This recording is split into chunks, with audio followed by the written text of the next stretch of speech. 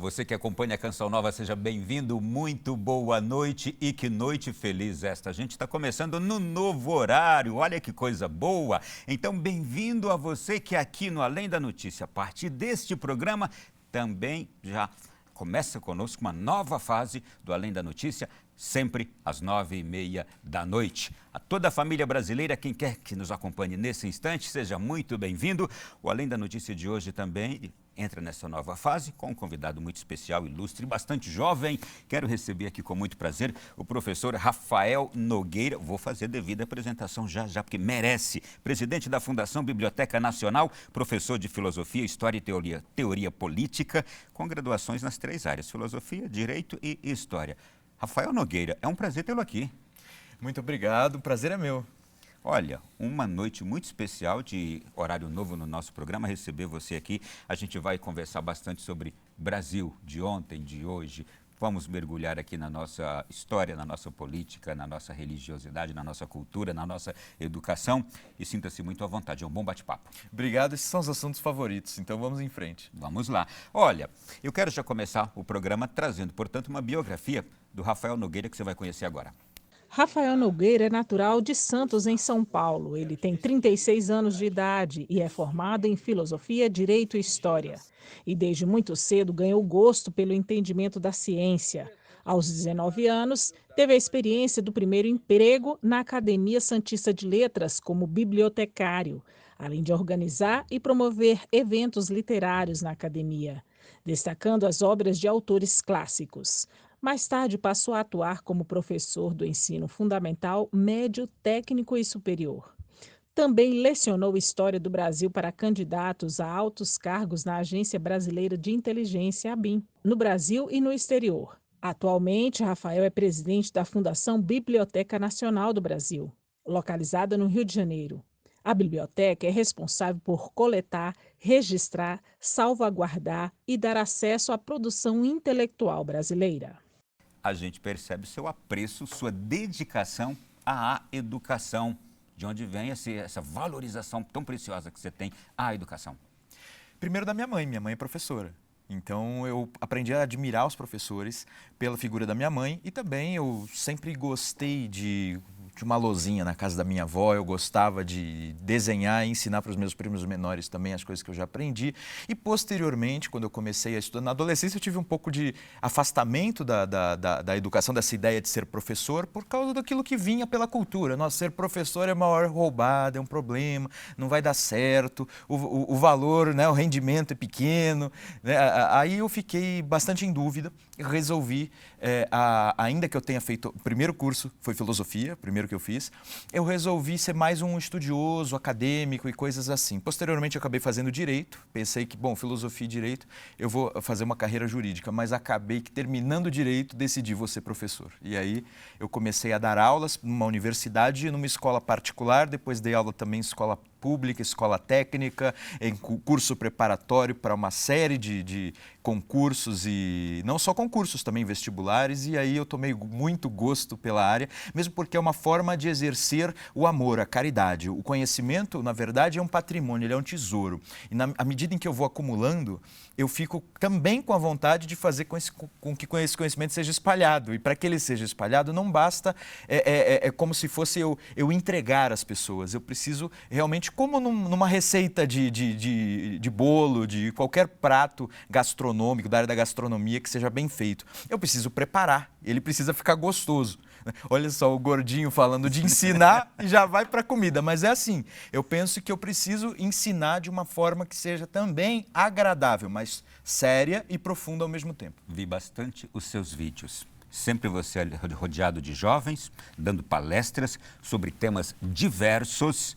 E vi que você, com 19 anos, começou a trabalhar na Biblioteca Pública lá de Santos, não é isso? Exatamente. Na Academia Santista de Letras, ela tinha uma biblioteca, ao mesmo tempo fazia concursos literários, né, produzia concursos literários. Eu que abri o primeiro blog, o primeiro site da Academia Santista de Letras.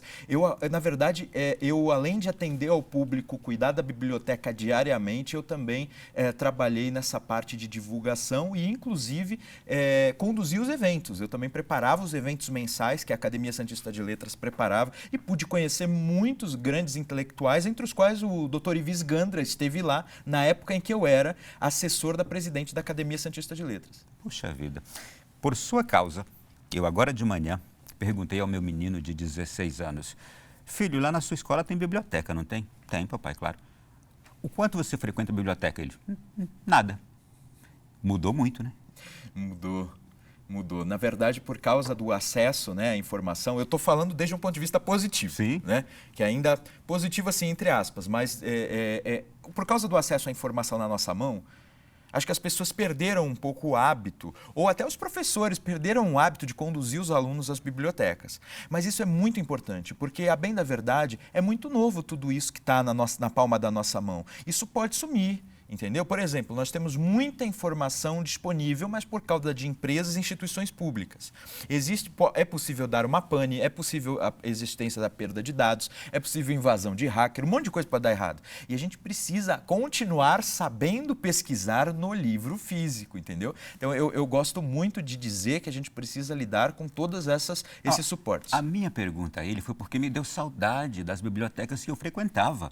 Quando eu li um pouco sobre você, eu fiquei pensando, será que hoje essa nossa geração está frequentando bibliotecas? Ao mesmo tempo, eu já tinha a resposta, não está, mas eu queria ouvir dele. Quando ele me respondeu, e aí eu fiquei com essa sensação também que você, eu falei, mudou muito. Realmente é a inovação, Ronaldo. mas a gente não pode esquecer aquela biblioteca. Exatamente. Quando eu era pequeno, eu estudei no Colégio Estela Maris, no Colégio de Freiras Agostinianas, e tinha a Biblioteca Santo Agostinho. Era um dos meus lugares favoritos da escola. Às vezes eu passava o recreio ali. Olha que coisa preciosa. Muito bem, mas vamos lá, falando em biblioteca, você é o presidente da Fundação Biblioteca Nacional e nós vamos conhecer um pouco sobre a Fundação Biblioteca Nacional através de você. Por favor, nos diga que tesouro é este que nós temos no Brasil. Obrigado pela oportunidade, Ronaldo, porque eu gosto muito de falar sobre esse assunto, porque, afinal, o patrimônio público só é bem protegido quando o seu dono, que é o cidadão brasileiro, o conhece bem e sabe valorizá-lo. Então, a Biblioteca Nacional ela é extraordinária, primeiro, porque ela é uma das maiores do mundo, do seu gênero, que é o gênero das bibliotecas nacionais, porque existem bibliotecas públicas, bibliotecas privadas, bibliotecas universitárias. De seu gênero, ela foi tomada como 8ª ou 7ª maior do mundo, tá? Pela IFLA, que é a Federação das Bibliotecas, uma Federação Internacional das Bibliotecas, e também pela Unesco. Isso em número de acervo? Tem 9 milhões de itens. Uau! Aproximadamente, claro. Porque a própria contagem dos itens é bastante dificultosa, porque nós recebemos 2 volumes de cada obra publicada no Brasil. Então, você tem noção que a própria contagem tem lá suas dificuldades. Mas, ao mesmo tempo, a Biblioteca Nacional, quando a gente conta a história dela, também ajuda a valorizá-la. Porque isso eu falei dela hoje, a maior da América Latina, uma das maiores do mundo, seu gênero, e por aí vai. Sem contar o edifício belíssimo, construído em 1910, especialmente para a Biblioteca Nacional, né? No início do século XX, aí, né? A partir de 1910. Então, a gente tem o quê? Um edifício belíssimo, é o prédio sede, a gente tem outros edifícios, ao mesmo tempo um acervo fantástico, e agora a gente pode falar também da qualidade deste acervo.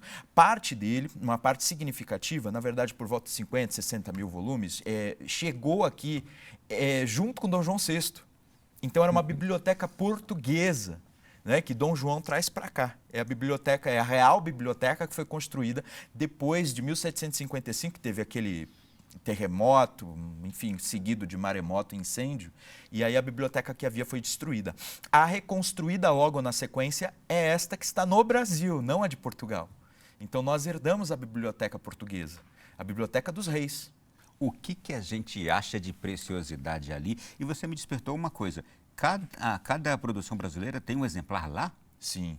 Como é que é feito? Como é que é isso? Como é que funciona? O nome disso é um instituto chamado de depósito legal.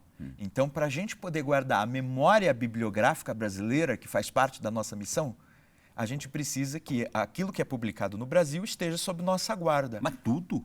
Tudo. É claro, a ideia é que seja tudo, mas muita gente faz edição independente, acaba não enviando, mas a gente está nessa luta justamente para conseguir, porque faz parte da memória bibliográfica brasileira. E nós temos que ser esses guardiães. Que tamanho tem, por exemplo, esta sede? A nossa sede principal no Rio é palaciano, realmente. O ambiente, se você perceber, tem 2 armazéns, quase que 2 torres enormes, não é? Com centenas de milhares de volumes. Ao mesmo tempo, você tem andares inteiros para obras raras, você tem andares específicos para iconografia, para manuscritos e, ao mesmo tempo, para administração, para pesquisa, para difusão. Então, você tem um edifício enorme, mas ao mesmo tempo com escassez de espaço, justamente por causa do aumento constante da Biblioteca Nacional. O meu apelo é justamente esse, uma Biblioteca Nacional, e a Biblioteca Nacional todos os países da América Latina têm, França tem, a Library of Congress dos Estados Unidos, é um modelo de biblioteca que os países têm, que justamente mostra o saber, a memória e o poder intelectual que os países têm. Então é preciso que a gente tenha mais espaço, daí que eu tenho até outras salas, outros edifícios. Tem um edifício no Porto, por exemplo, do Rio de Janeiro, que é um armazém, né, que eu inclusive reformei, né, porque estava tendo vazamento, o telhado estava ruim, eu consegui reformar todas as esquadrias, o telhado. Então, assim, a gente precisa cada vez mais de espaço. Eu te perguntava agora há pouco qual é a grande riqueza que tem ali naquela biblioteca, mas agora, aos seus olhos, o que você mais aprecia ali na biblioteca? Por exemplo, nomes, heróis brasileiros desconhecidos, riquezas que o próprio brasileiro não sabe. Olha, tem algumas riquezas que são das mais impressionantes e unanimidade. Eu vou falar algumas que todas as pessoas, que chamam a atenção de todas as pessoas que eu conheço e que já foram à Biblioteca Nacional e que a conhecem de algum modo.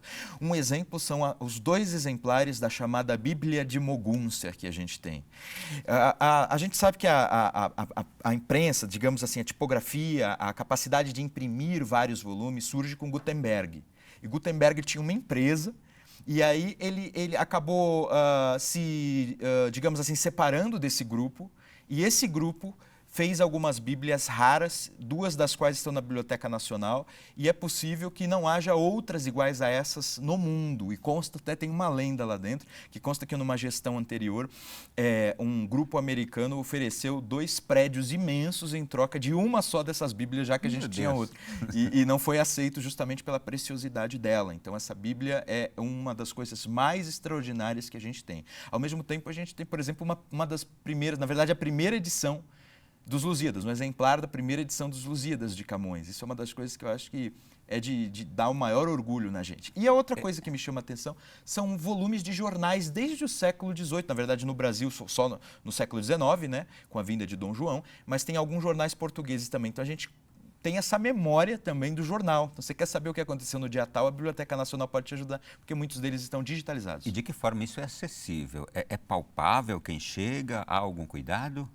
Sim, na verdade, em dias normais, porque a gente está passando por um período de dificuldade com algumas restrições e com alguns protocolos, mas em tempos normais a gente tem um setor que recebe o visitante, faz um cadastro e, a depender de sua dúvida, de sua questão ou daquilo que quer pesquisar, ele é encaminhado para o setor correto. Por exemplo, se ele quer uma carta, foi o meu caso, quando eu pesquisava na Biblioteca Nacional, eu ia muito para encontrar cartas, né? Então aí me enviavam para o setor de manuscritos, eu levava a minha fichinha e fazia a solicitação, colocava luvas e máscara, mesmo em tempos não pandêmicos, justamente por causa, primeiro, da umidade que pode sair de mim e prejudicar a carta, e por outro lado também dos micro-organismos que eu posso vir a aspirar no caso da leitura, e justamente para que o suor não estrague aquele documento original. E por outro lado, em geral, o que as pessoas fazem? Vão à sala de leitura, logo no térreo, assim, quando você tem a entrada pela Avenida Rio Branco, não é? Você é encaminhado para a sala de leitura, que é a mais frequente. A pessoa quer fazer um estudo lá, quer solicitar um livro, tem uma sala bem grande ali, e as pessoas lá são muito bem atendidas, e é possível também estudos, por exemplo, para concurseiros, sabe? Essas pessoas que gostam de estudar para concurso. Tem uma outra biblioteca, é uma biblioteca pública ligada à Biblioteca Nacional, que fica no chamado prédio do Teleporto, chamada Biblioteca Euclides da Cunha. É nossa também, mas ela é mais voltada para o pessoal que estuda para vestibular e para concurso público. É uma biblioteca para estudantes, mais moderna, muito movimentada também nesse sentido. Bom, virtualmente já é possível fazer uma visita também? Ótima pergunta, Ronaldo. Nós temos desde 2016 a BN Digital, Biblioteca Nacional Digital. Ela foi fundada, na verdade, eu errei, desde 2006.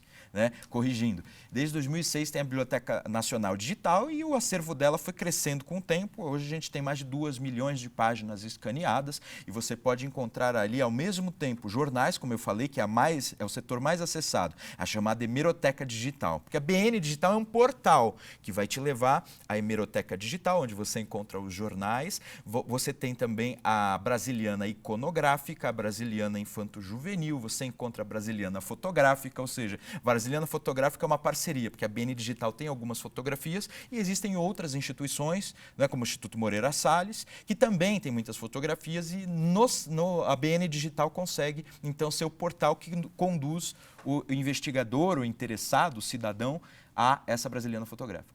Muito bem. Eu estou falando com o presidente da Fundação Biblioteca Nacional, Rafael Nogueira, mas eu agora quero conversar também com o palestrante, com o professor, com o historiador, com o educador. E um dos assuntos que eu quero começar agora a tratar é política. O Brasil tem uma longa história na política. Desde 1822, ano da independência, o país adotou a monarquia constitucional. Em 1824, uma constituição foi redigida e outorgada, determinando que o poder do imperador estava acima de todos os outros. Em 1840, foi adotado um sistema bipartidário, baseado no modelo britânico, com partidos conservadores e liberais. Um golpe militar em 1889 desinstituiu o imperador, proclamou a República e o Brasil promulgou uma Constituição, no período que é reconhecido como República Velha. Em 1930, Getúlio Vargas tornou-se presidente cercado de ideologias conflitantes de esquerda e de direita. No início dos anos de 1960, os principais partidos políticos perderam sua influência e os sindicatos passaram a fazer parte do governo de João Goulart e, com isto, os militares assumiram poder entre 1964 e 1985. Após o milagre econômico, 1967, a economia tornou-se industrializada. A transição para o presidente civil ocorreu em 1985. Até hoje, o Brasil já teve 8 presidentes eleitos democraticamente.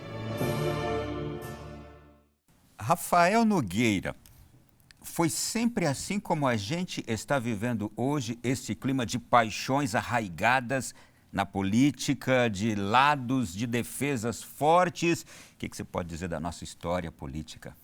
Aquele que estuda história se surpreende pouco, Ronaldo, porque, na verdade, muitos momentos foram assim. E, por um lado, a gente pode pensar que isso é muito chato, porque muitas vezes a gente, em família, entre os nossos amigos, tem embates indesejados, quando a gente queria só ter um bom momento, não é? De fruição, de paz, e inclusive de amor entre as pessoas. Mas o fato é o seguinte, a política, muitas vezes, ela fica muito presa a alguns hábitos consolidados. E justamente quando vem um grupo para quebrar esses hábitos consolidados, que também traz as suas deficiências, os seus problemas, a sua inexperiência, mas a reação é muito grande.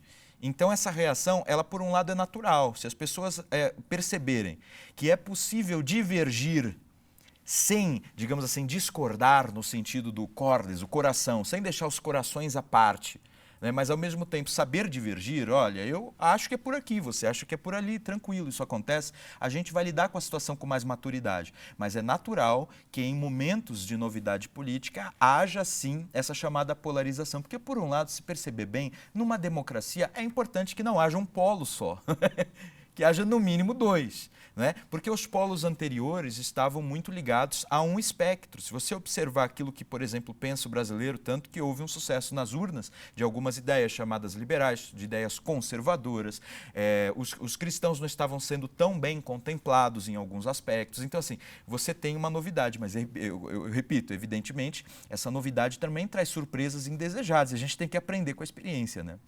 O que a gente pode destacar dos momentos políticos vividos na nossa curta história de 500 anos.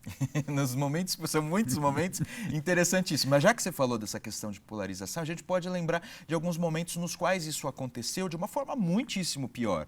Por exemplo, uma leve divergência sobre quem encontrou ouro e quem merecia, portanto, ficar com o ouro, que tinha lá em Minas Gerais, né? Ainda nem chamada Minas Gerais, era uma parte de São Paulo. Os paulistas chegam e encontram um ouro. Século? Isso a gente está no século XVII. Tá? Então, os paulistas encontram ouro e, ao mesmo tempo, eles querem se estabelecer como, digamos assim, os donos do local e os exploradores locais. Portugal, justamente para fazer com que eles continuassem uma exploração que desse resultados, lhes deu cargos, etc. Quando chegaram muitos estrangeiros e muitos reinóis, aqueles que vinham de Portugal ali, aí aqueles que vieram de Portugal tomaram o local, houve uma guerra chamada Guerra dos Emboabas.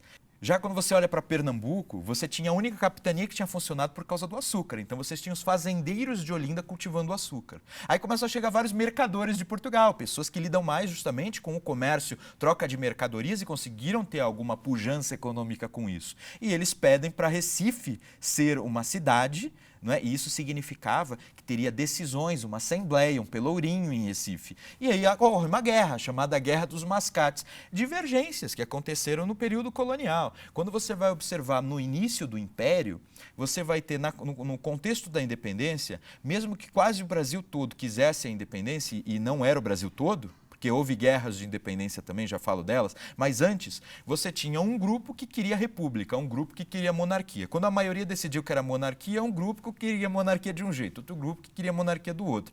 Depois houve guerra porque alguns queriam se manter vinculados a Portugal e queriam outro modelo, então teve guerra. E depois, como havia muitos nascidos em Portugal no governo e muitos brasileiros que queriam fazer parte desse governo, começaram, inclusive, a se xingar e a ter luta corporal, tanto que existe a tal Noite das Garrafadas, na qual, isso aí no final do primeiro reinado, na qual portugueses que tomam vinho começaram a jogar garrafas nos brasileiros que se manifestavam. Então, assim, esse tipo de tensão política, por um lado, faz parte da natureza humana. Por outro lado, acho que a gente pode aprender com maturidade, com experiência, a lidar com isso sem violência. Eu já acho que quando acontece a violência, a gente passou para um nível em que a política, a boa política, a política honesta, ela foi embora. Então a gente precisa também, estamos lidando com paixões, você disse muito bem, com paixões extremas muitas vezes, mas a gente precisa tirar lições disso. E uma das lições é buscar o diálogo e a boa política, a política honesta. Agora, o que leva a gente a pensar ou a entender que dá para se ter mudanças políticas, mudanças na governança de uma nação sem traumas? Porque a gente percebe justamente isso. Toda mudança traz trauma, né?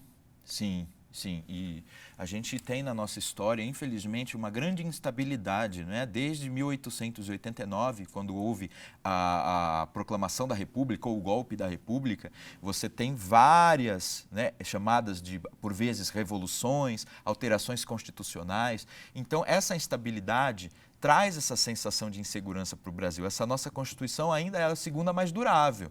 Então, a gente está vivendo um momento que é o segundo de maior êxito desde o ponto de vista político e constitucional. Mas eu acho que ainda tem muito o que aprender. Existem outros países que conquistaram uma situação de estabilidade na qual a boa política, essa política justamente do diálogo, da civilidade, ela pode aparecer. Mas é compreensível a intolerância, é compreensível a repulsa, a mudança ou aquele governo que chega, seja um governo de Estado, seja um governo nacional?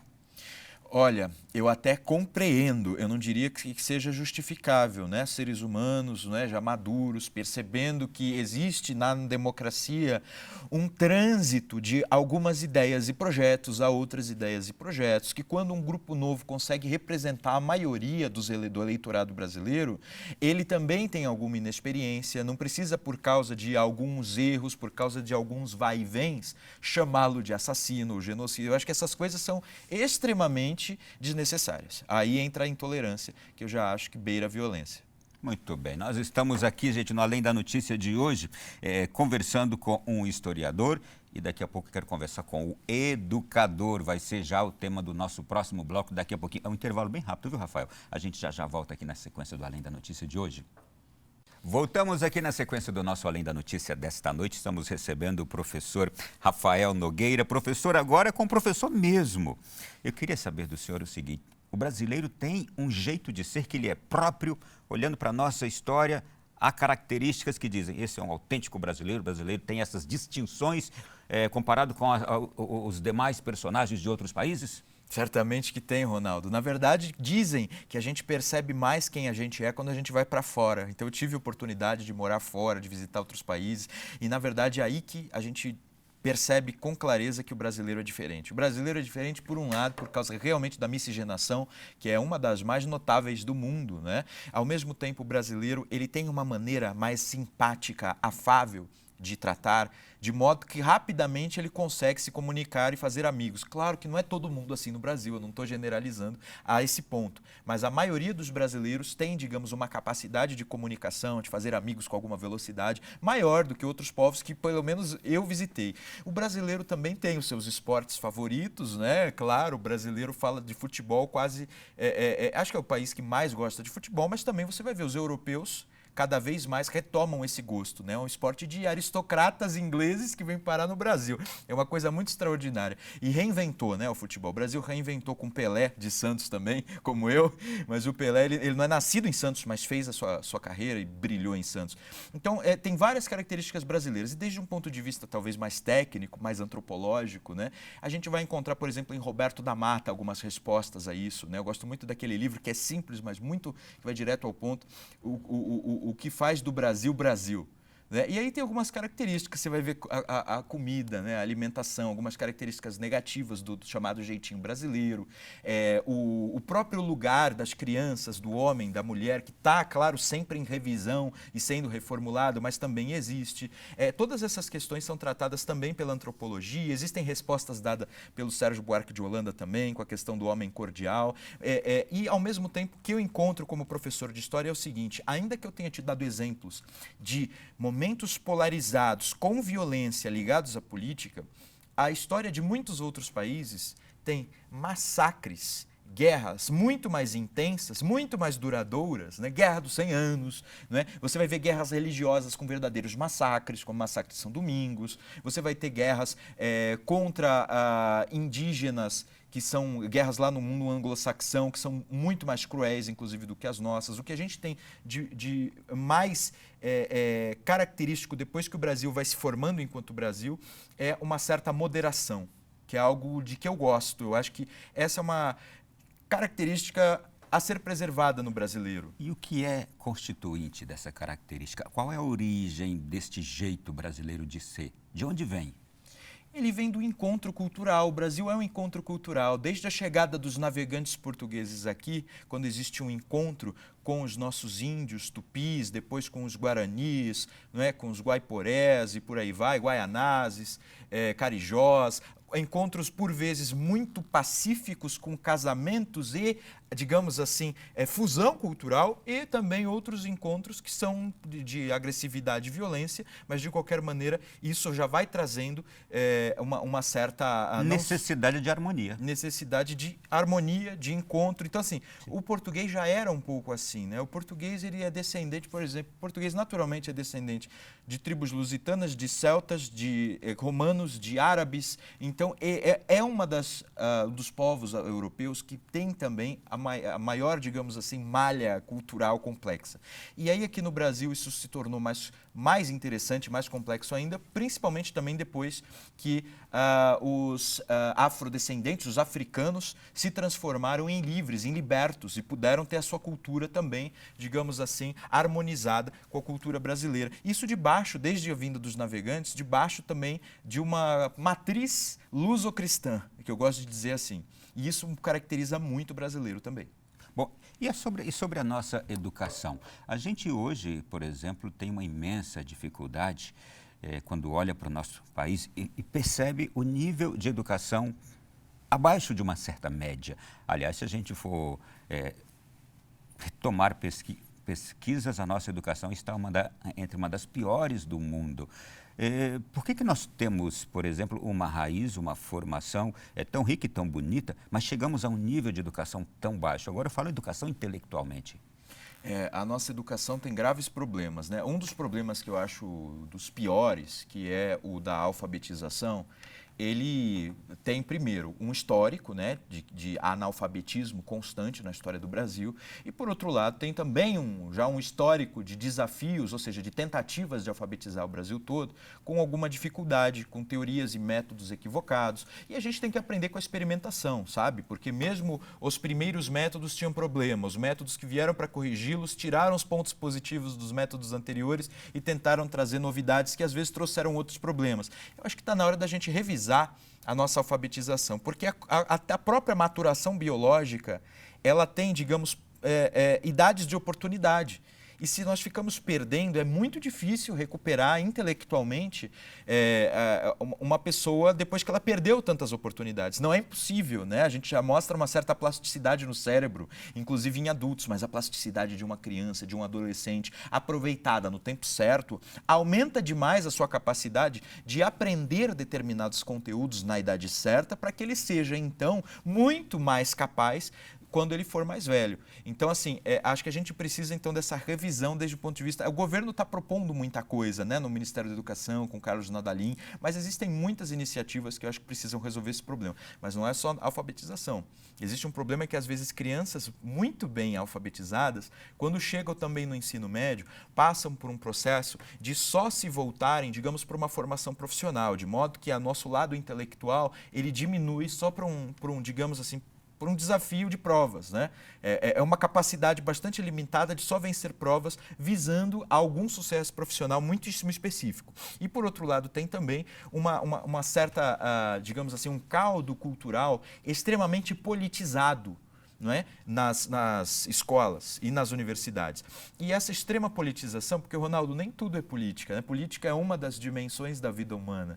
Algumas coisas não são políticas, tem o ponto de vista político e existe, todos nós temos implicações, nossa vida é implicada pela política e se queremos ser ativos na política temos que construir a capacidade de cidadania, mas isso não é tudo. Então uma educação cujas normas que a regram politizam demais e só pensam na formação cidadã, esquece da dimensão, como eu estava falando, da dimensão, por um lado, biológica, na dimensão, por outro lado, anímica, espiritual, na dimensão interrelacional, que muitas vezes não tem nada com política.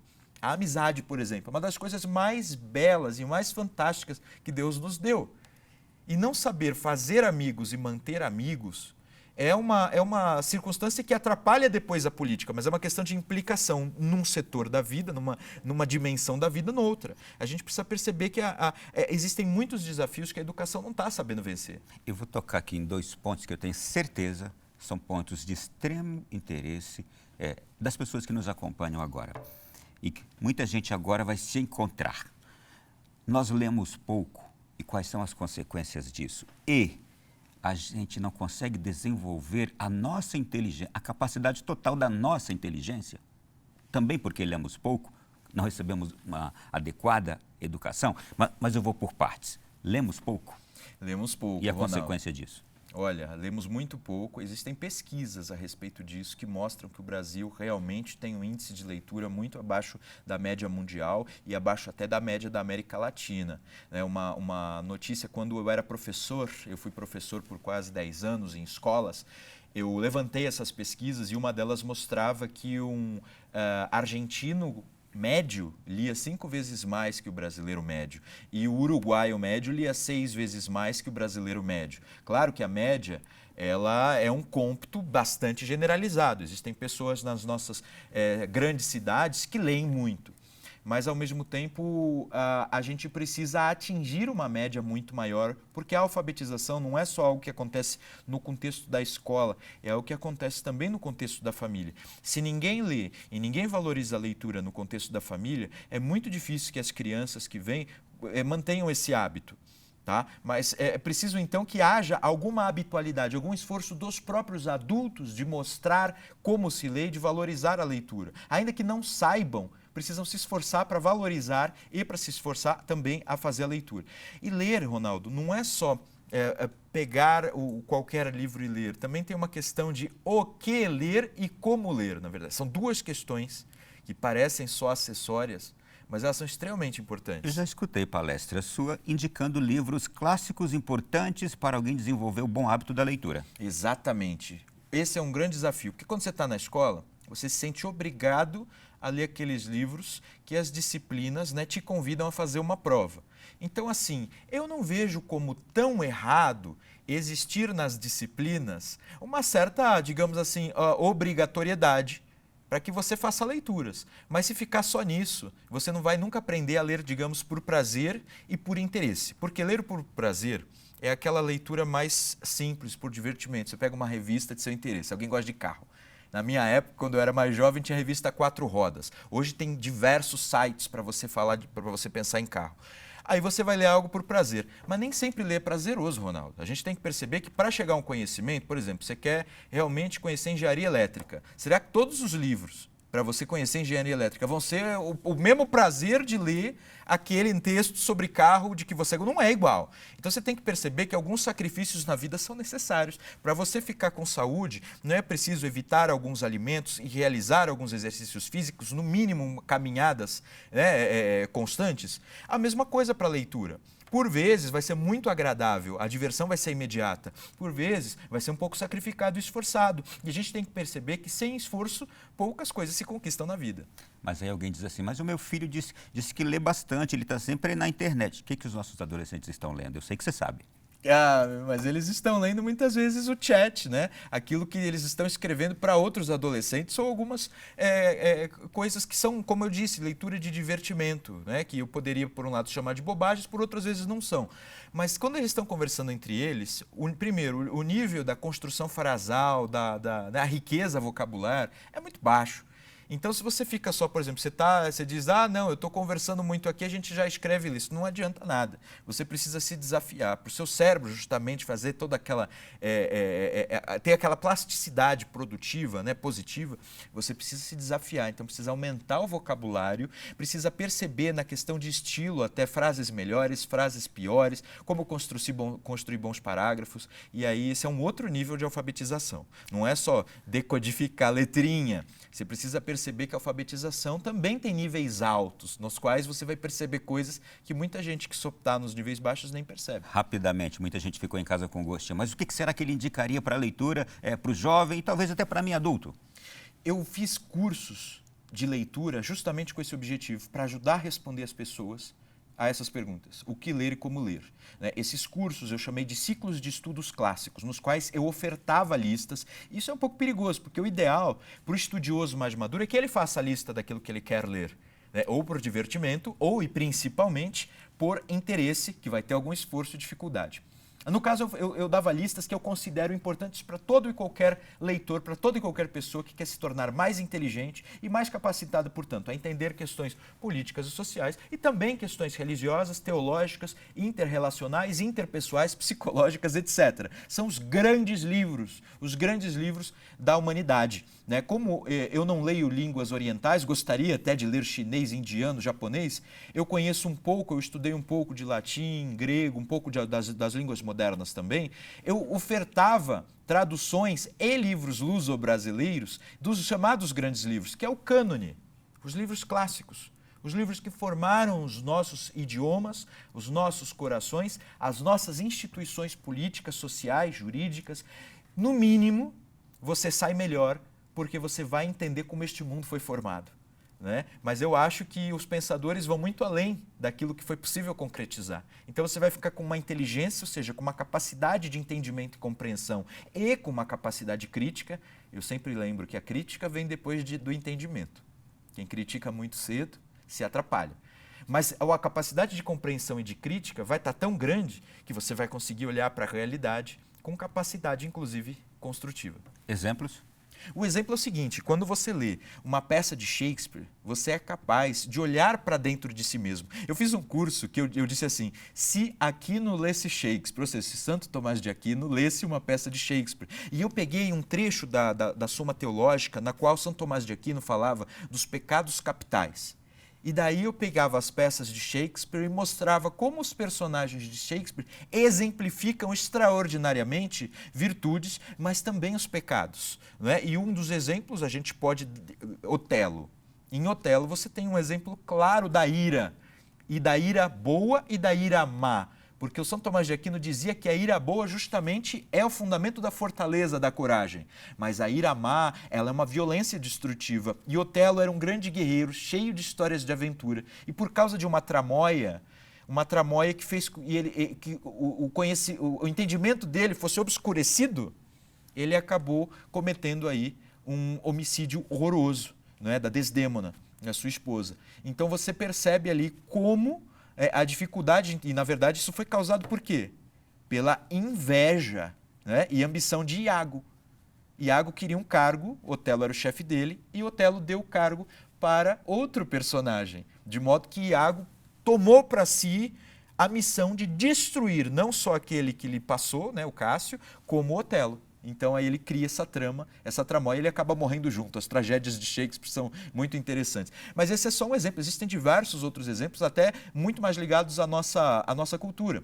Se você pega um conto de Machado de Assis, eu gosto muito do conto Um Homem Célebre, no qual era um compositor, e as suas composições eram muito famosas. Ele compunha música popular, mas ele queria compor música erudita. E você vê o drama no Brasil, que só aquilo que você faz de mais popular é que fica famoso.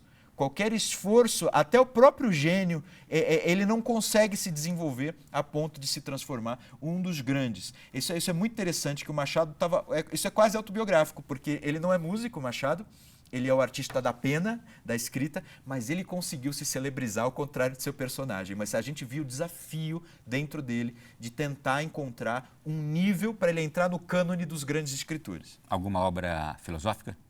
Obra filosófica, certamente. Eu gosto muito de indicar, por exemplo, os diálogos de Platão, né? Inclusive para amigos. Às vezes eu tenho um grupo de amigos, não importa se é surfista, skatista, eu falo, vamos ler Platão juntos, porque o Platão, ele faz com que você se coloque as perguntas certas e leve a sério essas perguntas que você se coloca. Por exemplo, o último que eu reli, que é o Lísias, ele faz perguntas sobre amizade, né? E por isso que eu até toquei no tema da amizade. E ele pergunta o que é um amigo, o que não é, será que a gente se engana a respeito das amizades? Né? E ainda que ele termine inconcluso, alguns dão boas respostas, outros terminam inconcluso. Isso também nos ensina que o pensar é uma atividade que também tem riscos. Você pode se esforçar muito e não chegar a uma conclusão ideal. E você tem que ter a humildade de dizer, não sei, ou ainda não tenho certeza. Essa humildade faz com que você saiba que não sabe ou saiba o quanto sabe. É impossível alguém que faz boas leituras não ser transformado. É impossível. Porque os grandes escritores, eles realmente desenvolveram uma capacidade reflexiva que faz com que você se renove. Se você ler certo, ler bem, porque tem a questão do como ler também, né, Ronaldo? Se você ler bem, você vai tomar o cuidado de interpretar corretamente as palavras que o autor escolheu. Ao mesmo tempo, a lógica, a formação das frases, ela é uma formação de premissas que, por sua vez, constroem argumentos, né? Proposições que são construídas em formas de argumentos. E esses argumentos sucessivos criam uma posição, uma tese. Se você for capaz de, num livro de filosofia, identificar isso, você vai se engrandecer extraordinariamente, porque você vai usar as palavras com mais propriedade, com mais precisão e, ao mesmo tempo, seus raciocínios vão ser mais corretos. Esse bloco está extraordinário, mas eu quero concluí-lo com uma outra pergunta agora. Eu não queria nem parar nessa questão que a gente estava falando. E como desenvolver a nossa inteligência? Porque nós temos capacidade de ser mais inteligentes do que somos, mas a nossa inteligência não é desenvolvida o suficiente. Também tem a ver com tudo isso que a gente falou agora? Sim, sem dúvida. A nossa inteligência, eu prefiro definir inteligência de uma forma mais próxima dos clássicos gregos e de Santo Tomás de Aquino do que, por exemplo, hoje. Então, a inteligência, se ela é tomada como a nossa capacidade de ler o mundo e, digamos, de penetrar na realidade, de extrair-lhe os segredos, é o inteligir. E o inteligir é justamente esse ver a realidade. Né? É conseguir enxergar e traduzir em palavras. Essa inteligência pode se desenvolver e deve se desenvolver até o último dia de vida. Eu diria até depois, na verdade. Mas a inteligência, sim, ela se desenvolve. E é tão bonito mostrar como um ser humano com maior inteligência, ele consegue lidar melhor com os grandes desafios de sua vida. E, repito, vou voltar às dimensões humanas. E melhorar o mundo, né? Melhorar o mundo. Por quê? Porque ele vai lidar melhor com os seus desafios mais básicos. Eu preciso do alimento, do vestuário, eu preciso de um trabalho. E se você for mais inteligente, a sua resposta, inclusive na prática, ela vai ter maior sucesso. Se você passa dessa fase e começa a se preocupar com a afetividade, inclusive, eu quero amar e ser amado, você também vai obter mais sucesso e vai ficar talvez até um pouco menos carente, menos exigente dos outros. Vai ser mais feliz. Vai ser mais feliz, porque você vai perceber que a amizade, muitas vezes, isso é frase de Simone Weil, gosto muito dessa filósofa, ela dizia, amizade é virtude que se exerce. Muitas vezes o amor é algo que você tem que mais exercer do que cobrar dos outros. Não é? E, ao mesmo tempo, posteriormente, você pode passar por uma fase de que você quer atuar na sua sociedade.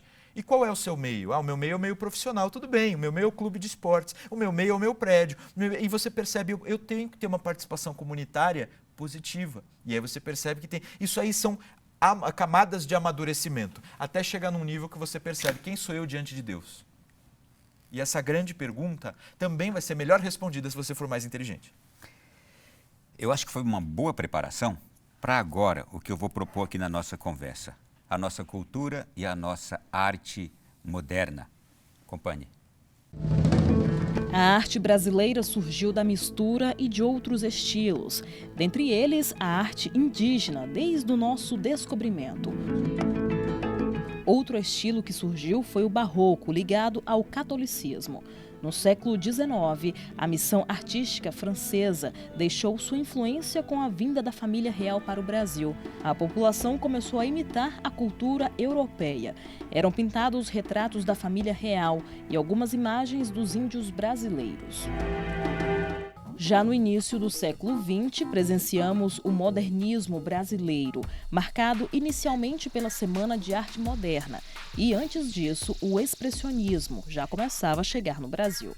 A partir de então, vários artistas começaram a desenvolver um estilo próprio de pintura. O Brasil hoje conta com 17 bens culturais e naturais tombados pela Unesco. Nas artes cênicas destacam-se as danças, o teatro e os espetáculos circenses. Nas artes visuais brasileiras destacam-se as esculturas, artesanatos e danças. Culturas que encantam, artes que apaixonam. Assim, o Brasil é cercado por uma diversidade cultural única. Professor Rafael, a gente está falando de coisas altas, de coisas nobres. Todavia, quando a gente olha, e eu quero chegar em questões mas muito atuais, muito vivenciais, que estão no nosso dia a dia. Quando a gente olha para a nossa cultura moderna, para a nossa dramaturgia, que o povo brasileiro é louco por ela, a nossa música atual, a nossa arte como um todo, a gente se assusta. O que está acontecendo com a nossa cultura e com a nossa arte? Ou o que aconteceu, o que forjou esta cultura que a gente tem agora?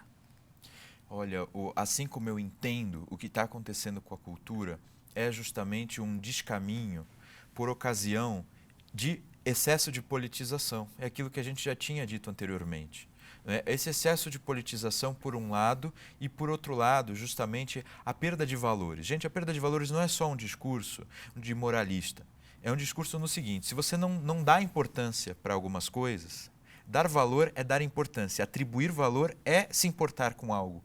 Então, se você não dá valor a determinadas coisas, elas não têm como aparecer nas telas, elas não têm como aparecer nos romances, nos livros. Raramente a gente fala, por exemplo, as pessoas comuns não leem os romances atualmente publicados, eles têm uma tiragem muito baixa, justamente porque há uma desconexão, primeiro com a leitura, de que a gente já falou, e por outro lado, daquilo que é valorizado. Então, se eu digo que há politização, o que está sendo supervalorizado, porque é uma dimensão, repito, eu não descarto a dignidade da política, mas politizar tudo é você descartar a dignidade dos outros aspectos do ser humano. Então aí você não valoriza mais, por exemplo, a própria beleza, que é um dos aspectos da arte. Né? Ou a arte tem a questão da forma e dela ser bem feita. Existe muita gente talentosa no Brasil, talentosa para a dramaturgia, para o cinema, para o roteiro, para a escrita, mas também houve por muito tempo, digamos assim, o financiamento das obras que tinham vínculos, não é, com, digamos assim, os grupos mais fortes, os grupos que assinavam, que davam as canetadas. Então, muitas vezes não foi o talento, a beleza, né, e a valorização de determinadas coisas que o brasileiro em geral valoriza, mas sim proximidade dos grupos certos, oportunidade, apadrinhamento. E isso fez com que a arte do Brasil fosse desconectando do próprio brasileiro, fosse desconectada do próprio brasileiro em alguma medida. E eu acho que isso é algo que a gente pode retomar, né? E eu acredito que seja não só algo de governo e do Estado, é algo que pode ser retomado pelo público, pelo povo.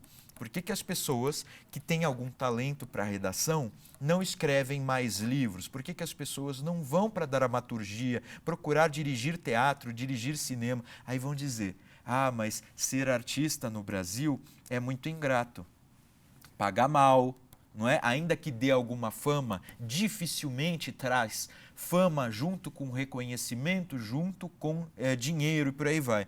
Gente, mas ninguém mais quer sacrifício nesse mundo? Todo mundo só quer vida fácil e conforto. Eu não acabei de dizer que eu optei por ser professor porque eu vi que aquilo em alguma medida era o melhor bem que eu conseguia fazer para os outros e eu tinha uma satisfação de fazer bem aquilo que eu conseguia fazer. E isso, claro, tem também os seus rigores, as suas dificuldades e os seus sacrifícios.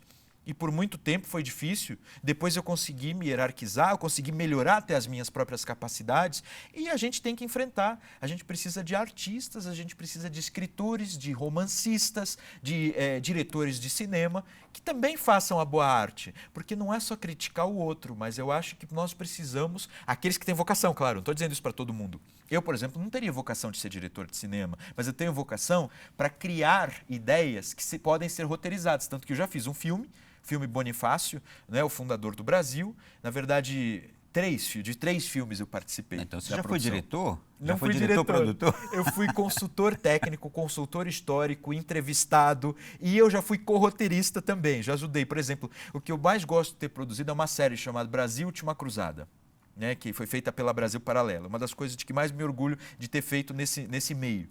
E essa série, assim, ela conseguiu expressar alguns valores, né? E ao mesmo tempo aspectos da história real, ou seja, baseado em fontes e em pesquisas acadêmicas.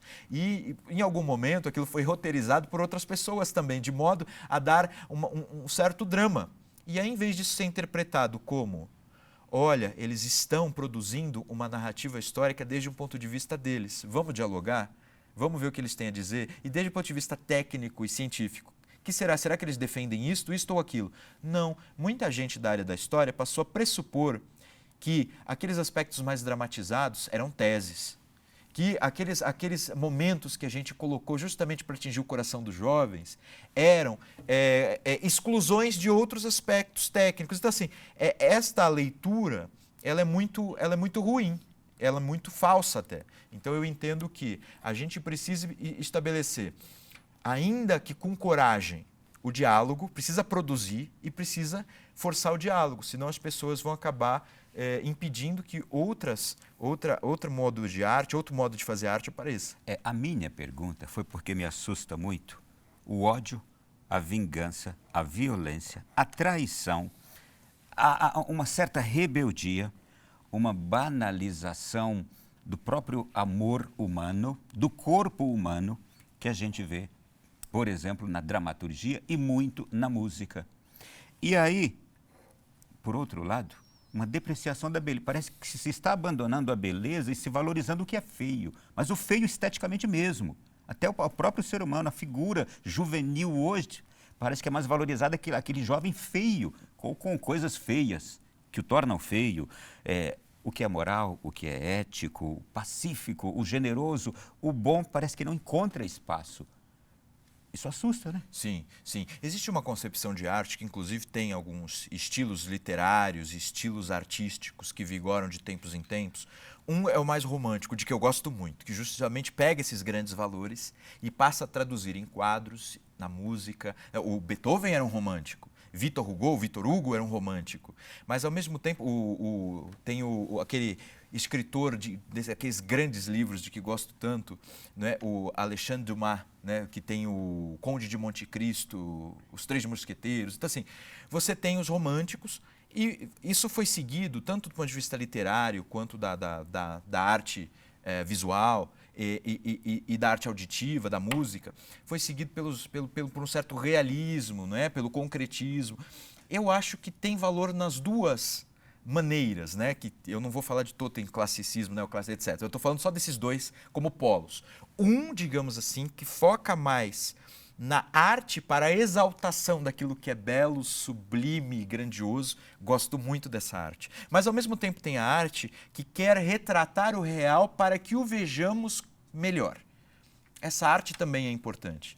Mas o que está acontecendo hoje é um panfletarismo. Aí já não é nem uma coisa nem outra. É você pegar a arte e usá-la para algo que seja meramente, digamos assim, eleitoral, para algo que te dê dinheiro, para algo que exalte, digamos assim, aquilo que eu não diria nem que seja uma coisa, não é uma coisa grandiosa. É algo que passou a ser valorizado por um grupinho, que parece que o grupo dos artistas eles estão lá num núcleo, no mundo fechado deles. Não todos, gente, claro, existem artistas extraordinários que não estão dentro disso. Mas muitos artistas criaram uma bolha para si, na qual tudo que deve ser valorizado é só a sexualidade extremada, ao mesmo tempo a violência, porque em alguma medida, desde o ponto de vista mercadológico, dá resultado, isso vende. E desde o ponto de vista dos valores deles, aquilo que eles valorizam, aquilo a que eles dão importância, o mais importante é a liberdade sexual, que se traduz, às vezes, não em liberdade, mas em diversos excessos, em uso e abuso de drogas, na violência, na justificação da violência, e isso acaba sendo traduzido. Se é para traduzir a realidade, para a gente ver a realidade nua e crua da violência e do que acontece na sexualização, é uma arte para a gente madura e que pode nos ensinar também. Ela nos retrata o que está acontecendo e faz, inclusive, com que pensamos na nossa miséria. Mas se é uma arte para panfletar a favor disso, dessas ideias desta bolha, e que, a meu ver, você pode ver, os jovens que se dedicam muito a isso, muitas vezes. Quantos jovens daquela época de sexo, drogas e rock and roll não morreram por causa do abuso de drogas? Quantas pessoas que têm, digamos, esses hábitos sexuais exacerbados, sem mínima regra, sem perceber que pode reproduzir, né, que isso pode trazer a reprodução, que ao mesmo tempo isso tem repercussões psicológicas em você e nos parceiros, isso não leva à depressão, ansiedade, suicídio, né, e inclusive a dependência desses remédios psiquiátricos. Então a gente precisa também defender... Problemas gravíssimos da nossa sociedade. Problemas gravíssimos, porque eles pensavam... É sempre essa coisa. Que isso não tinha consequência. Exatamente. Pensavam que o único problema, isso é uma reação ao que eles entenderam que o único problema daquelas décadas de 50, 60 e 70 era o excesso de... a rédea curta, na verdade, e o excesso controle. De moralismo, não Sim. É isso? E aí eles quiseram quebrar isso. Só que, gente, o bambu foi de um lado para o outro. Não, agora o pior de tudo é que ainda se continua a acreditar que isso não tem consequência. E a consequência está diante de nós. É a sociedade problemática que a gente tem visto. O pior é isso, que não se enxerga Sim. as consequências que estão agora diante de nós. E perceba, Ronaldo, será que todo desejo que me aparece, mesmo que sutilmente, eu posso atender? Gente, eu ia comer doce o dia inteiro, Ronaldo. eu gosto muito de doce. Minha mãe, aliás, é uma doceira extraordinária. Sempre que eu vou lá, tem doce. Se eu ficar comendo doce, Ronaldo, eu engordo de tal forma. E não é só questão estética. É questão de saúde. Meu médico avisou. Se você ficar comendo doce, você começa a piorar do fígado, né? Há entupimento de veias. Existe um problema glicêmico imediato. No meu sangue aparece.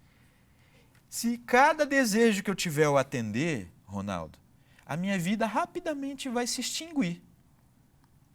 Então, assim, a gente não é a gente precisa de higiene, a gente precisa de hábitos saudáveis, não é? Porque a liberdade no sentido sexual ou de drogas, isso aí precisa ser, digamos assim, propagado tanto. A liberdade não extingue a autoridade e o controle, que são necessários para todo ser, seja ele humano, seja ele quem for. É preciso de autoridade e controle. Isso é natural para a nossa própria... Eu preciso controlar a minha vida. Tem outros que dependem do meu controle também para o próprio bem dele, como meu filho, por exemplo, né? Mas vamos lá, não acabou, gente. Este bloco vai ficar aqui. Daqui a pouquinho a gente vai voltar falando, sabe de quê? Valores, religiosidade. Então você segura aí, voltamos já. No Além da Notícia dessa noite, estamos falando do Brasil de ontem, do Brasil de hoje, dos nossos valores, da nossa cultura, da nossa educação, da nossa política. E eu estou recebendo aqui o presidente da Fundação Biblioteca Nacional, professor de Filosofia, História, Teoria Política, Rafael Nogueira. Mais uma vez, repito, é um prazer tê-lo aqui conosco. E agora vamos dedicar esse bloco aqui, professor. Vou chamá-lo sempre de professor, porque eu sempre vejo dando palestra. Vamos dedicar aqui a falar de valores e religiosidade? Claro. Aliás, o que são valores? Valores são aquelas coisas às quais nós atribuímos importância. Então, justamente, se eu dou maior valor às coisas que me pertencem do que às pessoas com as quais eu convivo, ou, digamos assim, o meu destino após a morte, ou ao mesmo tempo do que a Deus, então eu estou com um desajuste nos valores. Sabe o que eu acho parâmetro para valores? O melhor parâmetro para os valores? Os 10 mandamentos. Aí você pega amar a Deus sobre todas as coisas, é um valor. Acima de todas as coisas, amar a Deus. Então você valorize mais Deus do que todas as coisas. Isso significa o quê? Significa só a realizar, digamos assim, os atos considerados de devoção? Sim, mas não só. Significa também perceber que nos seus atos e nos seus pensamentos você tem que procurar obedecer aquilo que está de acordo com os ensinamentos de Deus, assim como a tradição da igreja nos entrega. Então, aquela pessoa, por exemplo, que pensa, eu aprendi, não é? Eu aprendi na minha educação religiosa, né, que eu devo fazer desta forma. Ou seja, eu devo fazer o bem, eu devo me preocupar em nunca furtar, não usar, né, a propriedade alheia inadequadamente, por aí vai. E você pensa, só dessa vez. Aí você não está amando a Deus sobre todas as coisas, está amando a si mesmo. Então é um problema nos valores, né? E eu poderia falar aqui da filosofia de Max Scheler, mas eu acho a forma mais clara de explicar isso dessa forma. Os 10 mandamentos são, na verdade, uma exposição dos valores, né, judaico-cristãos. Então deixa eu entrar já numa outra esfera. O Papa Bento XVI, agora emérito, ele cunhou um termo chamado cultura do relativismo, que é justamente o oposto da gente preservar valores, não é? Exato. Os valores, eles não existem por causa da realidade, mas por causa do desejo. Ou seja, eu quero valorizar mais, né, determinada bebida, né, do que a água. Então, você para de tomar água e só toma aquela bebida. Tinha um amigo que só tomava, não vou falar o nome da bebida, também não quero fazer propaganda contra, mas ele só tomava um determinado refrigerante e dizia que não preciso de água. Toda hora estou aqui com refrigerante. Teve uma cólica renal e aí, quando ele percebeu a dificuldade para as pedras saírem, ele notou que não foi tão inteligente da parte dele. Ou seja, a realidade nos mostra alguns valores. É preciso dar mais importância a isto do que aquilo.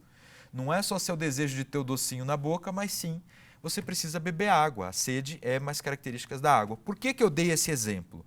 Porque aqueles que acham que, conforme seus desejos, a atribuição de importância pode ser qualquer uma, você está numa cultura de relativismo. A pessoa que diz que ou cada um tem a sua verdade, ou que a verdade é relativa a cada um, aí você pergunta, mas isso é verdade?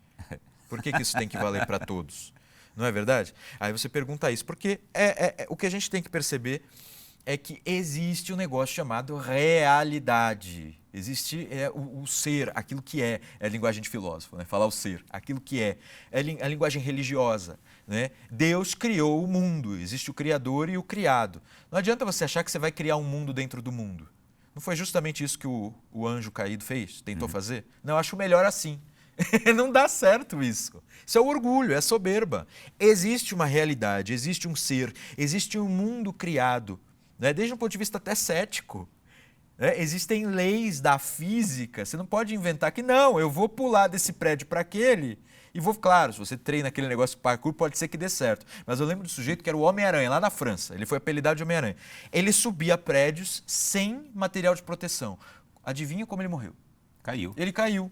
Então, assim, não adianta, você vai desafiar as leis da física, não vai dar certo. Não adianta você dizer, eu posso ficar sem dormir 40 dias. Porque essa é a minha verdade. Não vai dar certo, entendeu? Então, a gente precisa ser humilde e perceber que existem regras exteriores ao nosso desejo. Agora, o que é difícil de entender é isto, porque quando eu desafio um valor ou uma verdade que diz respeito a algo físico que vai se materializar, eu posso entender a força. Agora, quando é algo teórico, como, por exemplo, os discursos, os embates, os debates ideológicos, que aí cada um tem a sua verdade, entramos num grau de dificuldade terrível, né? O grau de dificuldade fica bem maior, Ronaldo, mesmo porque aquele, eu vou usar de novo a palavra grau, o grau de certeza das ciências duras, que a gente chama, né, da matemática, da física, e que muitas vezes falham, né? Mas na verdade essas ciências que constroem essas belas coisas, na verdade a câmera, o microfone, que tem esses acertos, elas não são, o grau de certeza atingido ali não é o mesmo das ciências humanas, que deveriam, digamos, estudar para nos dar respostas nessas coisas humanas. A cultura do relativismo é achar que cada um é produtor da realidade. Que o valor não tem nada de objetivo, e o valor tem algo de objetivo. Se você acha que você pode valorizar qualquer coisa e fazer uma tábua de valores de qualquer jeito, você vai se dar mal. Não é? Vai, como a gente já deu vários exemplos, vai se estrepar. Vai achar, eu vou passar por aqui, tem um muro, você vai bater com a cara no muro. Deixa eu agora perguntar para o filósofo o quanto a religiosidade, e agora eu sei que nós estamos num canal católico, na nossa Canção Nova somos um canal religioso, mas que bom que tem tanta gente que não se sente tão religiosa que nos acompanha. O quanto a religiosidade é importante para o ser humano. Eu entendo que a religiosidade, ou seja, essa a dimensão que nos traz a necessidade de um contato com Deus, e não só um contato com Deus, aí é o grande do cristianismo, que me parece que não é tão fácil comparar religiões. Né? O cristianismo tem esse grande, de que Deus se faz pessoa, justamente para a gente saber se relacionar com Ele, né? E entender o que é o amor. Claro que a gente não entende perfeitamente, mas justamente pela narrativa evangélica, a gente consegue ter uma noção maior do que é o amor, do que se viesse um filósofo a explicar. Então, essa é a grande importância. A religião, como nós temos uma necessidade de nos relacionar, de nos relacionarmos com o absoluto, com esse ser, com essa realidade, e com o criador dessa realidade, a religião dá a via. É assim que se faz. Né? Ele se fez homem, ele estabeleceu a ceia, né? Disse para repetirmos, então precisamos também guardar os domingos e dias especiais da religiosidade, isso faz parte também do regramento de vida.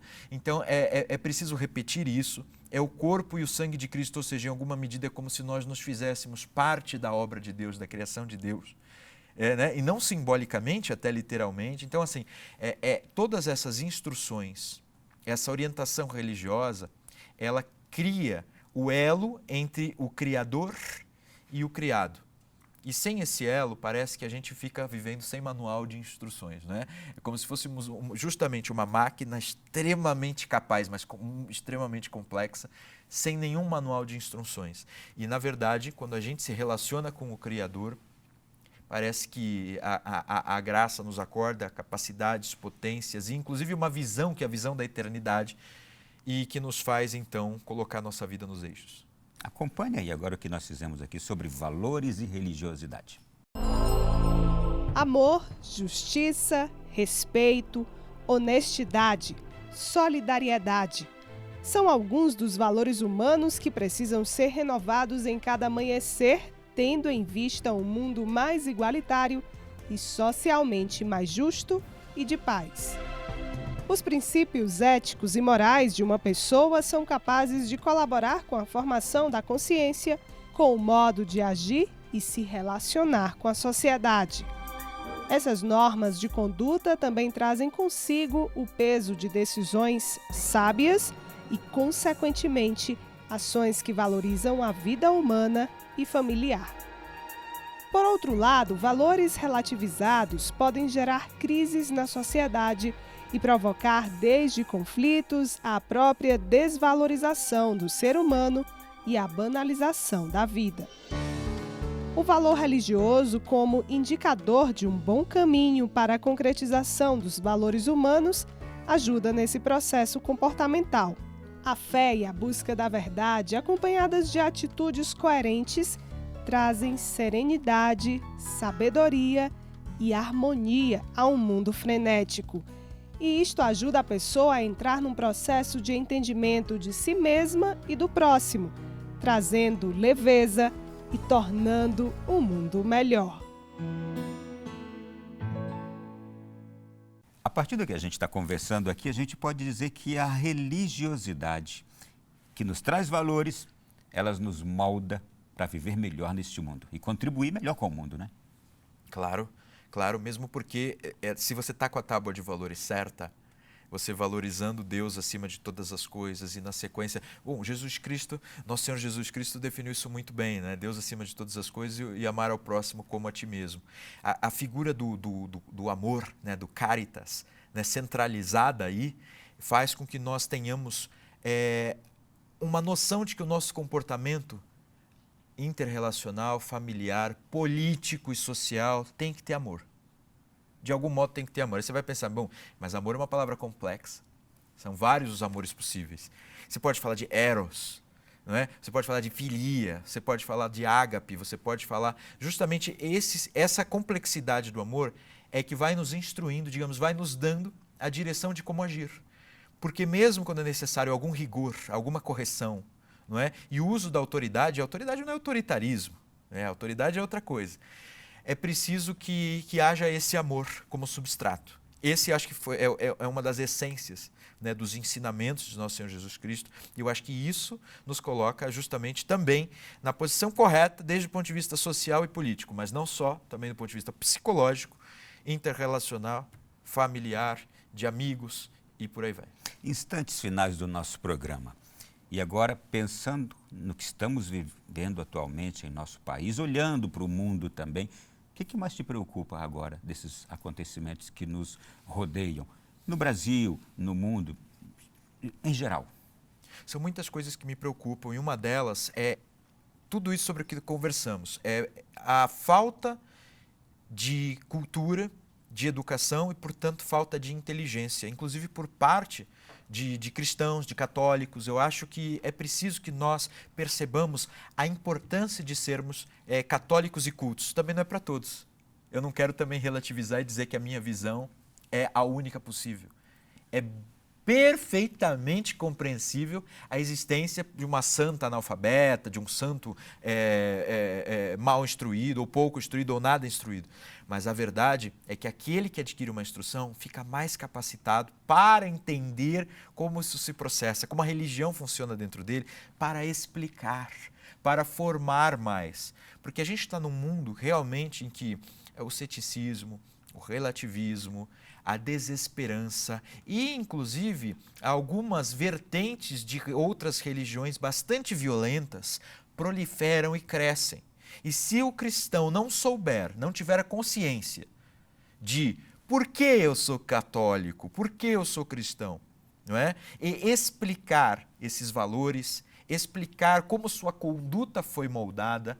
Claro, nós não somos perfeitos, mas explicar quais são os parâmetros, quais são os nossos esforços, contar isso como Santo Agostinho contou sua vida, explicar isso professoralmente como Santo Tomás de Aquino fez, dizer a partir da literatura pagã e até não católica aquilo que pode ser útil dali para os nossos jovens, como fez São Basílio. Nós precisamos justamente aprender que a inteligência nos faz mais capazes de enfrentar esse mundo tão difícil. Deixa eu te fazer uma pergunta. A partir do homem Jesus, do homem e Deus Jesus, o mundo teve um processo de melhora e foi gradativo. O cristianismo avançou no mundo, chegou ao Ocidente. E à medida que nos últimos séculos o cristianismo começa a regredir, parece que o mundo começa a piorar. É só uma percepção minha ou para um historiador é uma realidade? Não, eu concordo. Posso estar errado, mas eu concordo muito com isso que o senhor disse. Ronaldo, o que acontece é o seguinte, se observar mesmo o processo brasileiro, aqueles índios que estavam aqui, que tinham muitas vezes uma cultura extraordinária, tinham desenvolvido uma certa agricultura, tinham desenvolvido uma certa percepção de mundo, mas eles ainda tinham hábitos como infanticídio, né, como canibalismo, e o cristianismo vem e retira esses hábitos. Ao mesmo tempo, o cristianismo foi muito ligado, e isso poucos historiadores reconhecem, e isso é uma injustiça, o cristianismo esteve muito ligado com a luta contra a escravização dos indígenas e contra a escravização do negro. Tá? Então, houve toda essa luta contra a escravização do africano também por parte dos cristãos. Então, não havia só uma argumentação ou econômica, que era a argumentação mais à moda inglesa, mas mesmo na Inglaterra, um Wilberforce teve argumentação à moda cristã. Quando aqui no Brasil, José Bonifácio, Joaquim Nabuco, em cada um em seu momento, argumentaram contra a escravidão, o José Bonifácio citou a Bíblia, citou o Evangelho, entendeu? Então, assim, nós temos todo esse avanço civilizacional muito vinculado a esse elemento essencial ensinado pelo homem-Deus, que é nosso Senhor Jesus Cristo, que é o amor. Né? E eu entendo que quando some essa percepção, como eu disse, vem o desejo acima de tudo, aí o ódio prolifera muito mais, porque ele toma o lugar do amor, porque aquela pessoa está impedindo que o meu desejo se concretize. E a pessoa, para ter um momento de fruição, um momento de gozo, ela vai atrás de, inclusive, retirar todas as pessoas que ficam pelo seu caminho, que querem atrapalhá-la. E aí ela vai para a política com fervor de achar que mentindo, enganando, não é? Prestando falso testemunho, ela vai se corrompendo, ela está lutando por um mundo melhor, que é o mundo que atende o seu desejo. Isso não pode estar certo, Ronaldo. E quando eu percebi isso...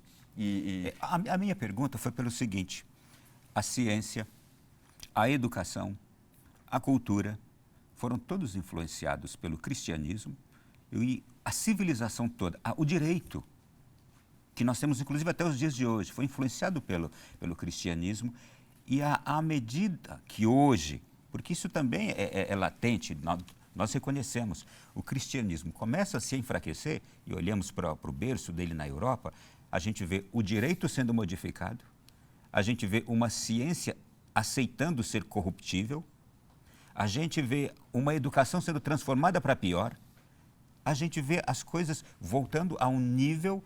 É inacreditável. Olhamos hoje, por exemplo, para as comunicações, que cresceram tanto no progresso tecnológico, mas humanamente a mídia, a comunicação hoje está empobrecida. O jornalismo não faz pensar, a mídia não faz mais pensar hoje. Ela traz algo pronto e, pobre intelectualmente, leva para a mesa da gente. Então, assusta ver o enfraquecimento do cristianismo, mas parece ser compreensível que, à medida que o cristianismo se enfraquece também a riqueza que o ser humano tinha dentro de si. Exatamente. Eu estou certo ou é uma leitura muito pobre? Eu concordo, não, leitura pobre. É isso que eu estou preocupado em dizer aqui, essa é a principal da mensagem. O católico tem que ser inteligente no mundo, a era da informação, porque não é todo mundo, Ronaldo, consegue definir tão bem como você. Assim, realmente essa tua visão é justamente de alguém que já desenvolveu a capacidade de análise, de entendimento, mas tem muita gente que não está percebendo tudo isso. Por isso que eu defendo justamente esse apostolado da inteligência. Né? A gente precisa desenvolver a inteligência. Porque só assim a gente vai escapar desses tantos perigos escondidos na mídia, escondidos na educação e disfarçados de bem, disfarçados do grande bem. E ainda dizem que o mal é o catolicismo, é o cristianismo, é a igreja, né? Então, e com argumentos às vezes muito sedutores. O que eu entendo é, se nós tivermos a inteligência para escapar dessa artimanha de serpente, nós conseguiremos atravessar mais essa era com evolução. Porque justamente o cristianismo, ele não é isento, digamos assim, de agir no mundo e de sofrer. Né? Existe alguma dor. Nós estamos sofrendo, vendo os nossos valores sendo devastados, as nossas crianças sendo expostos a coisas horrorosas, não é? Que em sã consciência ninguém faria aquilo. Nós estamos vendo essa alteração total dos valores, que eu considero que existem alguns valores objetivos sendo jogados no lixo. Isso naturalmente nos levará por caminhos errados. Disse muito bem o direito. O direito, quando as tribos bárbaras romanas invadem Roma, eles preservam os bispos, porque os bispos sabiam direito. Os bispos católicos já, a Igreja Católica já existia. Então a grande preservadora das riquezas greco-romanas foi a Igreja Católica. Na Irlanda e na França, por exemplo, em mosteiros que preservaram aquilo. Claro, poucos muçulmanos também preservaram, mas a Igreja Católica desenvolveu o direito à moda ocidental, que inclusive vai trazer soluções para problemas que as pessoas dizem que são só problemas da história do Ocidente. Eu falei um deles, escravidão, mas não, são problemas generalizados. O Ocidente, pelo contrário, foi aquele que resolveu o problema. O Ocidente libertou o escravo, mas existe escravidão em diversas outras culturas do mundo. E isso a gente não percebe. A gente tem que parar de ter essa autoestima baixa. Tem que reconhecer os nossos bens e as nossas grandezas. E, claro, as nossas misérias e os nossos erros para não as repetirmos. E muita gente até nem entende por que no passado padres, bispos e papa eram chefes políticos, eram líderes governamentais. É porque o povo não tinha gente preparada para administrar aquele povoado, aquela cidade.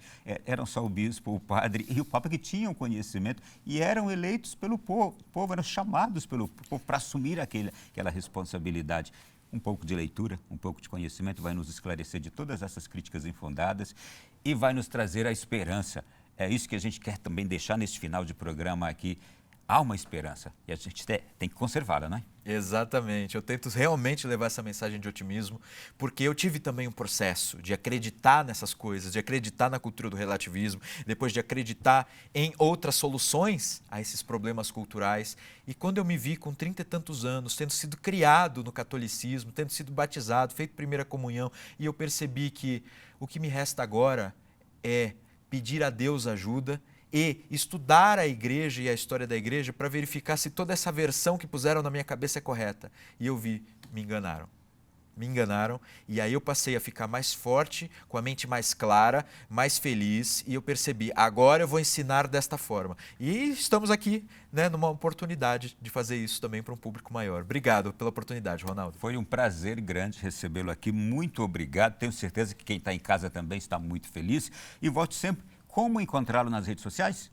Nas redes sociais vocês me encontram, é só digitar Rafael Nogueira, em geral eu sou o primeiro a ser localizado, porque eu tenho aquela estrelinha de verificado no Facebook e no Instagram. Mas eu também tenho outras redes sociais, no Twitter, eu tenho um canal no YouTube, em geral pesquisando Rafael Nogueira você vai obter sucesso. Nogueira.r, no Instagram é a minha rede social mais forte. Grande abraço, Deus abençoe você em tudo que faz, êxito em tudo que faz, bom trabalho. Eu que agradeço, foi um enorme prazer estar aqui. Prazer foi nosso.